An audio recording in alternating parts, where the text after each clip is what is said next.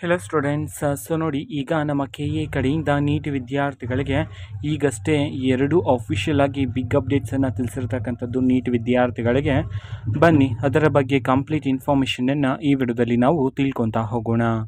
ವಿಡಿಯೋವನ್ನು ಸ್ಟಾರ್ಟ್ ಮಾಡ್ತೀನಿ. ಅದಕ್ಕಿಂತ ಮೊದಲು ನೀವೇನು ನಮ್ಮ ಚಾನೆಲನ್ನು ಸಬ್ಸ್ಕ್ರೈಬ್ ಮಾಡದೆ ಇದ್ರೆ ಈ ಕೂಡಲೇ ಚಾನೆಲ್ಗೆ ಸಬ್ಸ್ಕ್ರೈಬ್ ಮಾಡ್ಕೊಳ್ಳಿ ಮತ್ತು ಲೈಕ್ ಮಾಡಿ. ಸೊ ಈಗ ನಾವು ಇನ್ಫಾರ್ಮೇಷನನ್ನು ತಿಳ್ಕೊತಾ ಹೋಗೋಣ. ಸೊ ಹೌದು, ಈಗ ನಮ್ಮ KA ಕಡೆಯಿಂದ ನೀಟ್ ವಿದ್ಯಾರ್ಥಿಗಳಿಗೆ ಅಫಿಷಿಯಲ್ ಆಗಿ ತಿಳಿಸಿರ್ತಕ್ಕಂತಹ ಮಾಹಿತಿ ಸ್ಕ್ರೀನ್ ಮೇಲೆ ನೋಡ್ತೀರಾ. ಮೊದಲನೇ ಅಪ್ಡೇಟ್, UG ನೀಟ್ 2025 ಮೂರನೇ ಸುತ್ತಿನ ತಾತ್ಕಾಲಿಕ ಸೀಟು ಹಂಚಿಕೆಯ ಪಟ್ಟಿಯನ್ನು ಬಿಡುಗಡೆ ಮಾಡಲಾಗಿದೆ.